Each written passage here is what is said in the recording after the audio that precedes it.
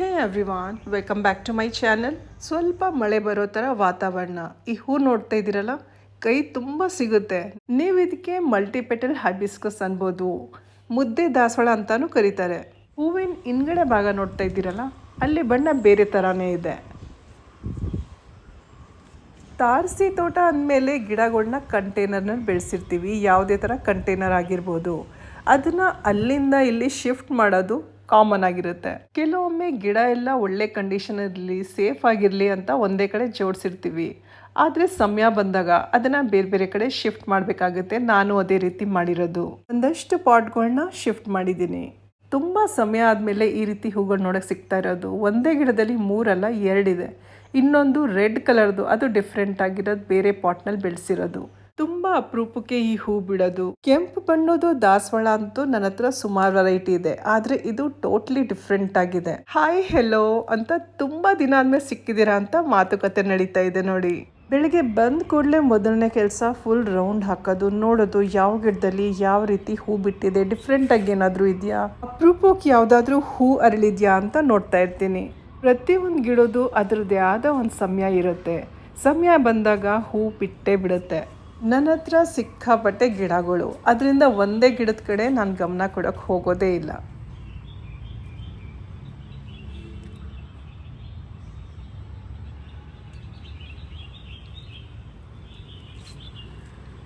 ಅಂದ ಕೂಡಲೇ ಗಿಡಗಳಿಗೆ ನೀರು ಹಾಕೋದಕ್ಕೆ ಹೋಗೋದಿಲ್ಲ. ಗಮನಿಸ್ತೀನಿ, ಗಿಡ ತುಂಬ ಬಾಡೋಗಿದೆ ಅಂದರೆ ಮಾತ್ರ ನಾನು ನೀರು ಹಾಕೋದು. ಈಗಂತೂ ಒಂದಿನ ಮಳೆ ಬರುತ್ತೆ, ಇನ್ನೊಂದು ದಿನ ಬಿಸಿಲು, ಅದರಿಂದ ದಿನಾಗಲೂ ಗಿಡಕ್ಕೆ ನೀರು ಹಾಕೋಕ್ಕೆ ಹೋಗೋದಿಲ್ಲ. ನನ್ನ ಹತ್ರ ಇರೋ ಬ್ಯಾಸ್ಕೆಟ್ ಪ್ಲಾಂಟಲ್ಲಿ ಮಧ್ಯದಿಂದ ನೋಡಿ ಏನು ಬರ್ತಾ ಇದೆ. ನನಗಂತೂ ಇದು ಸೀಡ್ ಪಾಡ್ ಅನಿಸ್ತಾ ಇದೆ. ಈ ಗಿಡನ ನೆಟ್ಟಿ 1 ವರ್ಷ 2 ತಿಂಗಳು ಮೇಲಾಗಿದೆ. ಮೊದಲನೇ ಸಲ ಬಿಡ್ತಾ ಇರೋದು. ನಮ್ಮ ತಾರಸಿ ತೋಟ ಫ್ರಂಟಿಂದ ನೋಡೋಕ್ಕೆ ಈ ರೀತಿ ಕಾಣಿಸುತ್ತೆ. ಇದೇ ನಮ್ಮ ಪುಟ್ಟ ನಂದನವನ. ಈಗ ನೆಕ್ಸ್ಟ್ ಡೇದ್ ವಿಡಿಯೋ ಇದು. ಹೂಗ್ ನೋಡಿ ಏನೂ ಆಗಿಲ್ಲ, ಇನ್ನೂ ಚೆನ್ನಾಗಿ ಅರಳಿದೆ. ಬೆಳಗ್ಗೆಯಿಂದ ಸ್ವಲ್ಪನೇ ಮಳೆ ಬರ್ತಾ ಇದೆ. ರಾತ್ರಿನೂ ಸ್ವಲ್ಪ ಮಳೆ ಬಂದಿತ್ತು. ಮುದ್ದಾದ ಹೂ. ಇವತ್ತೇ ಲಾಸ್ಟ್ ಡೇ. ಹೂ ಮೇಲೆ ಮಳೆ ನೀರು ಬಿದ್ದಿದೆಯಲ್ಲ, ನೋಡೋಕ್ಕೆ ತುಂಬಾ ಸುಂದರವಾಗಿ ಕಾಣಿಸುತ್ತೆ. ಫೋಟೋಸ್ ವೀಡಿಯೋಸ್ಗೆಲ್ಲ ಸೂಪರ್ ಆಗಿರುತ್ತೆ. ಮಳೆ ಬಂದರೆ ಕೆಲವೊಮ್ಮೆ ಹೂಗಳ ಸೌಂದರ್ಯ ಇನ್ನೂ ಹೆಚ್ಚು ಕಾಣಿಸುತ್ತೆ, ಆದರೆ ಕೆಲವೊಂದು ಹೂಗಳು ಹಾಳಾಗ್ಬಿಡುತ್ತೆ. ರೋಜಾ ಹೂ ಅಂತೂ ಬೌಲ್ ಥರ ಇದೆ, ಇದರೊಳಗೆ ಮಳೆ ನೀರೆಲ್ಲ ತುಂಬ್ಕೊಂಡಿದೆ. ಕಲಾಂಚು ತುಂಬ ಬೇಗ ಮಳೆಯಲ್ಲಿ ಹಾಳಾಗುತ್ತೆ. ಕೆಂಪು ಬಣ್ಣದ್ದು ರುದ್ರಾಕ್ಷಿ ಹೂಗಳನ್ನ ನಾನು ಸೀಡ್ಸ್ಗೋಸ್ಕರ ಕಟ್ ಮಾಡ್ಕೊಂಡಿದ್ದೀನಿ. ಸುಮಾರು ದಿವಸದಿಂದ ಗಿಡದಲ್ಲಿ ಹೀಗೆ ಇತ್ತು.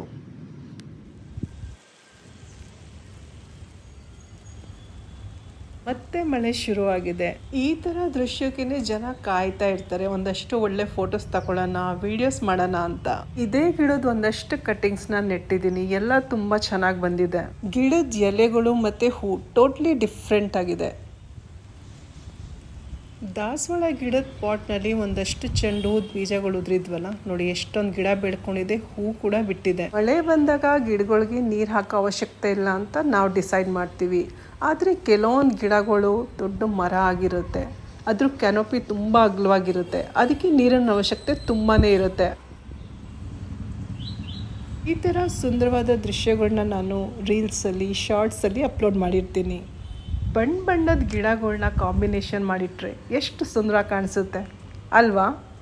ನನಗಂತೂ ನಿಜವಾಗ್ಲೂ ಕೆಳಗಡೆ ಹೋಗೋದಕ್ಕೆ ಮನಸ್ಸು ಬರೋದಿಲ್ಲ, ಬಲವಂತಕ್ಕೆ ಹೋಗೋದು. ಮಳೆ ಬಂತು ಅಂದರೆ ಮುಗೀತು, ಮತ್ತೆ ಕೆಳಗಡೆ ಬಂದು ಬ್ರೇಕ್ಫಾಸ್ಟ್ ಎಲ್ಲ ರೆಡಿ ಮಾಡಬೇಕಾಗುತ್ತೆ. ಈಗಂತೂ ಚಳಿಗಾಲ ಅಲ್ವಾ, ಗೋಬಿಕಾ ಪರಾಂಠ ಮಾಡ್ತಾಯಿದ್ದೀನಿ. ಹೂಕೋಸನ್ನ ಚೆನ್ನಾಗಿ ಕ್ಲೀನ್ ಮಾಡಿ, ಚೆನ್ನಾಗಿ ತೊಳೆದು, ಅದನ್ನು ತುರ್ಕೊಂಡು ಒಂದಷ್ಟು ಮಸಾಲೆಗಳು ಹಾಕ್ಕೊಂಡು ಇದನ್ನು ಮಾಡೋದು ತುಂಬ ಟೇಸ್ಟಿಯಾಗಿರುತ್ತೆ. ಫಿಲ್ಲಿಂಗ್ ಚೆನ್ನಾಗಿ ಹಾಕಬೇಕು, ತುಪ್ಪ ಹಾಕ್ಕೊಂಡು ತಿಂದರೆ ಸೂಪರಾಗಿರುತ್ತೆ. ನನಗಂತೂ ತುಂಬಾ ಇಷ್ಟ, ಯಮ್ಮಿಯಾಗಿರುತ್ತೆ. ಇದ್ರ ಜೊತೆಗೇ ಬಿಸಿ ಬಿಸಿ ಶುಂಠಿ ಟೀ ಕುಡಿದ್ರೆ ಸೂಪರ್ ಕಾಂಬಿನೇಷನ್. ಬ್ರೇಕ್ಫಾಸ್ಟ್ ಎಲ್ಲ ಮುಗಿಸ್ಕೊಂಡು ಮತ್ತೆ ತಾರಸಿ ತೋಟಕ್ಕೆ ಎಂಟ್ರಿ ಕೊಟ್ಟೆ. ಇದನ್ನ ನೋಡಿದ್ರೇ ಗೊತ್ತಾಗುತ್ತೆ ಜೋರಾಗಿ ಮಳೆ ಬಂದಿಲ್ಲ ಅಂತ. ಮೇಲ್ ಮಾತ್ರ ಒದ್ದೆ ಆಗಿದೆ, ಕೆಳಗಡೆ ಒಂದು ಸ್ವಲ್ಪನೂ ಇಲ್ಲ.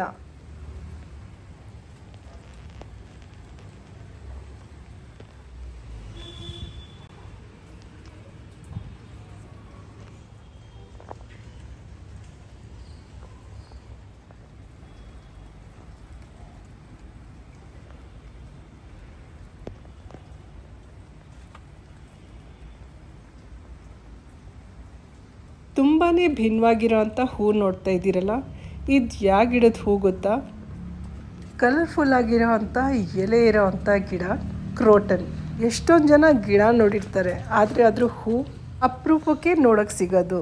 ಪದೇ ಪದೇ ತಾರಸಿ ತೋಟಕ್ಕೆ ಬರೋದು, ಗಿಡ ಮರಗಳನ್ನ ನೋಡೋದು, ಹೂಗಳನ್ನ ನೋಡೋದು, ಅದು ಸೌಂದರ್ಯನ ಸವಿಯೋದು, ಇದೊಂಥರ ಅಡಿಕ್ಷನ್ ಅಂತ ಹೇಳಕ್ಕೆ ಇಷ್ಟಪಡ್ತೀನಿ. ಮನೆ ಕಿಟಕಿಯಿಂದನೂ ನೋಡಿ ಎಷ್ಟು ಸುಂದರವಾದ ದೃಶ್ಯ ನೋಡೋಕ್ಕೆ ಸಿಗುತ್ತೆ ಅಂತ. ಇದು ನೆಲದಲ್ಲಿ ಬೆಳೆಸಿರೋ ಅಂಥ ದೊಡ್ಡ ಮರ. ನಾನು ಇದನ್ನು ಕಸಿ ಮಾಡಿ ಗಿಡ ರೆಡಿ ಮಾಡಿ ಮತ್ತು ಇದನ್ನು ಪಾಟ್ನಲ್ಲಿ ನೆಟ್ಟನ ಅಂತ ಸ್ವಲ್ಪ ದಪ್ಪ ಇರೋ ಅಂಥ ಕಡ್ಡಿನೇ ಸೆಲೆಕ್ಟ್ ಮಾಡ್ಕೊಂಡಿದ್ದೀವಿ. ಇದ್ರ ಮೇಲೆ ಮಾರ್ಕ್ ಮಾಡಿಕೊಂಡು 2 ಇಂಚಷ್ಟು ಇದ್ರ ಸ್ಕಿನ್ ತೆಗಿಬೇಕು. ನಾವು ಮಾಡ್ತಾ ಇರೋದು ಏರ್ ಲೇಯರಿಂಗ್ ಮೆಥಡ್. ನಾನಂತೂ ಇದನ್ನು ಕಸಿ ಮಾಡೋದಂತಾನೆ ಹೇಳೋದು. ಪ್ಲಾಸ್ಟಿಕ್ ಬಾಟಲ್ನ ಕಟ್ ಮಾಡಿಕೊಂಡು ಇದಕ್ಕೆ ಸೆಟ್ ಮಾಡ್ತಾ ಇದ್ದೀವಿ. ಮುಂಚೆನೇ ಅಳತೆ ಮಾಡಿ ಕಟ್ ಮಾಡಿದ್ದು. ಕಡ್ಡಿ ಅಂತೂ ಕರೆಕ್ಟಾಗಿ ಮಧ್ಯಕ್ಕೆ ಕೂರಿಸ್ಬೇಕು. ಇದಂತೂ ಸೆಟ್ ಮಾಡಿದಾಯ್ತು. ಈಗ ಇದನ್ನ ಟೇಪಿಂದ ಅಂಟಿಸ್ತಾ ಇದ್ದೀವಿ. ಕರೆಕ್ಟಾಗಿ ಅಂಟಿಸ್ಬೇಕು, ಇಲ್ಲಾಂದರೆ ಒಳಗಡೆ ತುಂಬಿಸೋ ಅಂಥ ಮಣ್ಣು ಅಥವಾ ನೀರು ಅದೆಲ್ಲ ಹೊರಗಡೆ ಬರೋ ಚಾನ್ಸಸ್ ಇರುತ್ತೆ. ಫುಲ್ಲಾಗಿ ಅಂಟಿಸ್ಬೇಕು.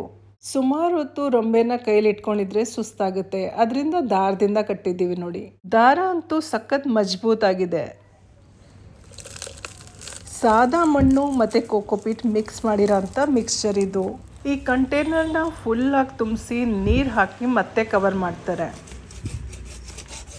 ಅರೇಕಾ ಪಾಮ್ದು ಒಂದು ಹಳೆಯ ಗಿಡ ಎಷ್ಟೋ ವರ್ಷದಿಂದ ಪೇಂಟ್ ಬಕೆಟಲ್ಲಿ ಫಿಕ್ಸ್ ಆಗಿಬಿಟ್ಟಿತ್ತು. ತುಂಬ ಕಷ್ಟಪಟ್ಟು ಅದನ್ನು ಕಟ್ ಮಾಡಿ ಹೊರಗಡೆ ತೆಗೆದಿದ್ದೀವಿ.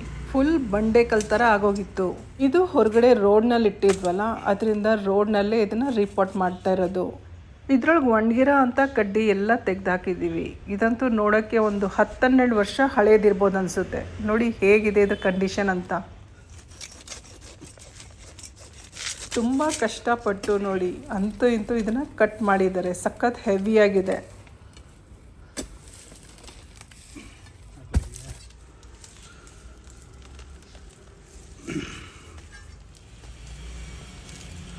ಇದೆಯಲ್ಲ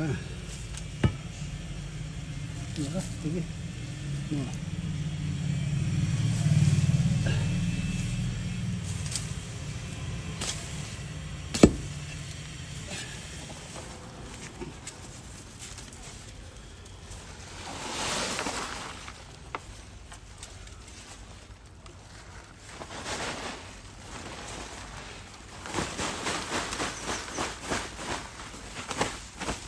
ಹೊಸ ಕಂಟೈನರ್ನಲ್ಲಿ ಒಳ್ಳೆ ಗೊಬ್ಬರ ಮಿಶ್ರಿತ ಮಣ್ಣು ತುಂಬಿಸಿದ್ದಾರೆ. ಗಿಡದ ಬೇರ್ನ ಮುಕ್ಕಾಲು ಭಾಗ ಕಟ್ ಮಾಡಿ ತೆಗೆದಿದ್ದಾರೆ. ಈಗ ಇದನ್ನು ಈ ಪಾಟ್ನ ಸೆಟ್ ಮಾಡಬೇಕು.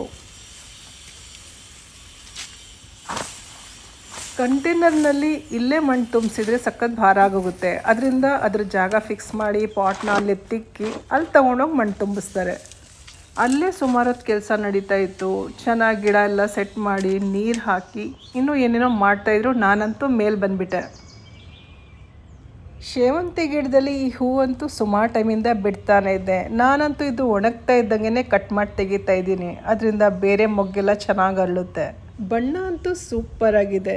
ಈ ಗಿಡ ಎಲ್ಲಿ ಹಾಳಾಗುತ್ತೋ ಅಂತ ಇದ್ರದ್ದು ಕಟ್ಟಿಂಗ್ಸ್ ಎಲ್ಲ ಬೇರೆ ಬೇರೆ ಪಾಟ್ನಲ್ಲಿ ನೆಟ್ಟಿರ್ತೀನಿ. ಸುಂದರವಾದ ಅಂಬ್ರೆಲಾ ಪಾಮ್. ಇದನ್ನು ಹೇಗೆ ಬೆಳೆಸಿದ್ದೀನಿ ಗೊತ್ತಾ? ಇದನ್ನು ಸಣ್ಣ ಪಾಟ್ನಲ್ಲಿ ಸ್ವಲ್ಪನೇ ಮಣ್ಣಲ್ಲಿ ನೆಟ್ಟು ಈ ನೀರು ತುಂಬಿರೋ ಅಂಥ ಟಬ್ನಲ್ಲಿ ಇಟ್ಟಿದ್ದೀನಿ. ಇದ್ರದ್ದು ವೇಸ್ಟ್ ಕಟ್ಟಿಂಗ್ಸ್ ಎಲ್ಲ ಇತ್ತಲ್ಲ, ಅದನ್ನು ಈ ಸಣ್ಣ ಪಾಟ್ನಲ್ಲಿ ನೀರು ತುಂಬಿಸಿ ಇಟ್ಟಿದೆ. ಇದರೊಳಗೀಗ ಮೊಳಕೆ ಹೊಡೆದು ಹೊಸ ಗಿಡ ರೆಡಿಯಾಗಿದೆ. ಇದನ್ನು ಇನ್ನೊಂದು ಪಾಟಲ್ಲಿ ಸ್ವಲ್ಪ ಮಣ್ಣು ಗೊಬ್ಬರ ಮಿಕ್ಸ್ ಮಾಡಿರೋಂಥ ಮಿಕ್ಸ್ಚರ್ ನೆಟ್ಟಿದ್ರೆ ಆಯಿತು. ತುಂಬ ಅಂದರೆ ತುಂಬ ಸುಲಭ. ಈಗ ನಾನು ಬಂದಿರೋದು PES ಕಾಲೇಜ್ಗೆ. ಏನಕ್ಕೆ ಅಂತ ಆಮೇಲೆ ಹೇಳ್ತೀನಿ. ಮೊದಲು ನಿಮ್ಗೆ ಇಲ್ಲಿದ್ದು ಗಾರ್ಡನ್ ತೋರಿಸ್ತೀನಿ. ಸುಂದರವಾದ ರೇನ್ ಲಿಲಿ ಹೂ ನನ್ನ ಮನಸ್ಸನ್ನ ಗೆದ್ಬಿಡ್ತು. ನೋಡಿ ಬಿಳಿ ಬಣ್ಣದ ರೇನ್ ಲಿಲಿ ಎಷ್ಟು ಸುಂದರವಾಗಿ ಕಾಣಿಸ್ತಾ ಇದೆ ಅಂತ. ಸುತ್ತಲೂ ಕಾಂಕ್ರೀಟ್ ಜಂಗಲ್, ಕಾರ್ಗಳು, ಇನ್ನೊಂದು ಕಡೆ ಸುಂದರವಾದ ಹಸಿರು ತೋಟ. ಸ್ಟೂಡೆಂಟ್ಸ್ ಎಲ್ಲ ನೋಡಿ ಫೋಟೋ ಕ್ಲಿಕ್ ಮಾಡಿಸ್ಕೋತಾ ಇದ್ದಾರೆ. ಇದು ನೋಡಿ ನಿಮ್ಗೊಂದು ಐಡಿಯಾ ಬಂದಿರುತ್ತೆ ನಾನು ಏನಕ್ಕೆ ಬಂದಿರೋದು ಅಂತ. ನನ್ನ ಮಗಂದು ಇವತ್ತು ಕಾನ್ವೊಕೇಶನ್ ಇದೆ. ಇದೇ ಕಾಲೇಜ್ನಿಂದ ಅವ್ನು MBA ಮಾಡಿದ್ದಾನೆ. ಅವ್ರ ಕಾರ್ಯಕ್ರಮ ಬೇರೆ ಕಡೆ ನಡೀತಾ ಇದೆ. ಇಲ್ಲಲ್ಲ, ಸರಿ ಆ ಜಾಗನ ಹುಡುಕೊಂಡು ಅಲ್ಲಿಗೆ ಹೋದ್ವಿ. ತಂದೆ ತಾಯಿಯಾಗಿ ಸಂತೋಷ ಪಡುವಂಥ ಈ ಕ್ಷಣ ನಮ್ದಾಗಿತ್ತು. ರಾತ್ರಿ ಊಟದ ವ್ಯವಸ್ಥೆನೂ ಅಲ್ಲೇ ಇತ್ತು. ಲೈನಲ್ಲಿ ನಿಂತಿದ್ವಿ. ಸಿಕ್ಕಾಪಟ್ಟೆ ಜನ, ಎಲ್ಲಿ ನೋಡಿದ್ರು ತುಂಬ ಜನ. ಎಲ್ಲರಿಗೂ ಮಾತಾಡ್ಸ್ಕೊಂಡು ಸುಮಾರು ಹೊತ್ತು ಅಲ್ಲೇ ಇದ್ವಿ. ರಾತ್ರಿ 10 ಗಂಟೆ ಆಗೋಯ್ತು. ರಾತ್ರಿ ಹೊತ್ತು ನೋಡಿ ಬಿಳಿ ಬಣ್ಣದ ರೇಂಜಲ್ಲಿ ಹೇಗೆ ಕಾಣಿಸ್ತಾ ಇದೆ ಅಂತ. ಕ್ಯಾಂಡಲ್ ಹಚ್ಚಿರೋ ಥರ ಇದೆ. ಮಿಕ್ಸ್ ಆ್ಯಂಡ್ ಮ್ಯಾಚ್ ಮಾಡಿ ಮಾಡಿರೋವಂಥ ಇವತ್ತಿನ ವಿಡಿಯೋ ನಿಮ್ಗೆಲ್ಲರಿಗೂ ಇಷ್ಟ ಆಗಿರುತ್ತೆ ಅಂದ್ಕೊಳ್ತೀನಿ. ಇಷ್ಟ ಆಗಿದ್ರಲ್ಲಿ ಲೈಕ್ ಮಾಡೋದು ಮರಿಬೇಡಿ. ಮತ್ತೆ ಸಿಗೋಣ ಇನ್ನೊಂದು ಒಳ್ಳೆ ವಿಡಿಯೋ ಜೊತೆ. ಅಲ್ಲಿವರೆಗೂ ಧನ್ಯವಾದಗಳು. Thank you. ನಮಸ್ಕಾರ.